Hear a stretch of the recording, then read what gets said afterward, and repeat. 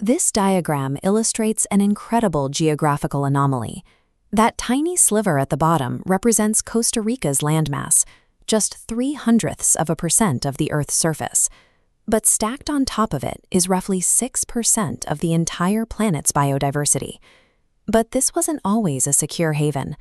By 1983, aggressive clearing and logging had stripped the country's forest cover down to roughly 26%. Habitats fractured, and apex predators vanished from massive stretches of the countryside. Since then, the forests have rebounded to nearly 60% coverage. In the Guanacaste dry forest, camera traps recorded 0 jaguars between 2005 and 2009.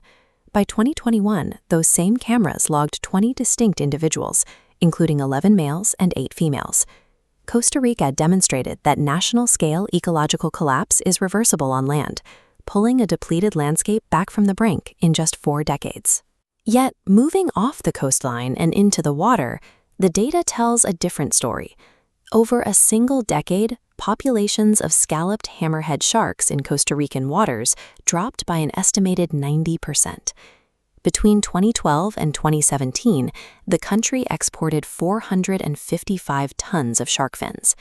Even recently, national fisheries regulators authorized the shipment of Nicaraguan-origin hammerhead parts through Costa Rican ports, despite a Supreme Court order to end the fishing of endangered sharks. A country that rebuilt its forests harbors a different reality at sea. This friction is forcing a test for its environmental legacy. To understand the forest recovery, consider the Payment for Environmental Services program. The government collects a slice of the national fuel tax and funnels it to more than 18,000 families, paying them to protect and regenerate the land they own. A specialized government unit then uses those funds to build solar electric fences and night enclosures. By funding protective infrastructure, the state ensures that a jaguar in the buffer zone is no longer a financial threat to a ranching family. The shift changed how local families profit from the land. Wagner Duran, whose family originally cleared 50 hectares of rainforest, eventually saw his ranch go 7 years without a predator attack due to the program. Today, he works as a national park ranger. These results suggest that conservation achieves national scale when local communities are financially incentivized to be allies, rather than treated as enemies. Now consider how that same logic is applied to the ocean. In late 2021, Costa Rica dramatically expanded its bicentennial marine management area. This map shows the new borders, pushing out to cover over 30% of the country's waters. But inside those borders, industrial activity didn't stop.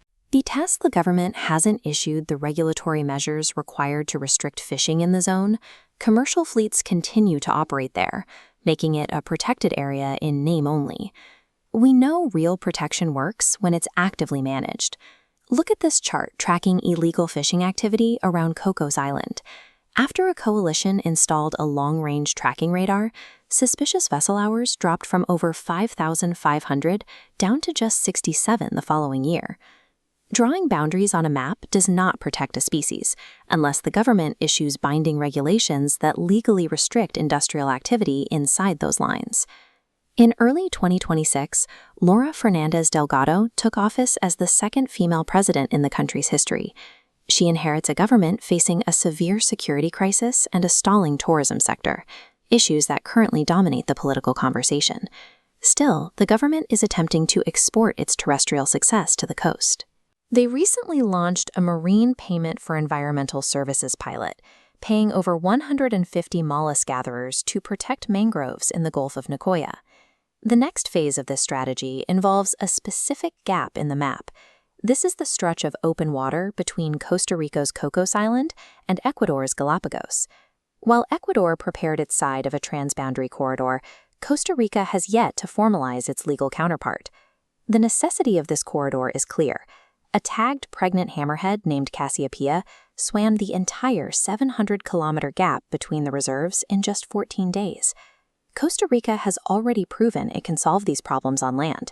Now, its international standing depends on whether it can apply those same lessons to its sharks.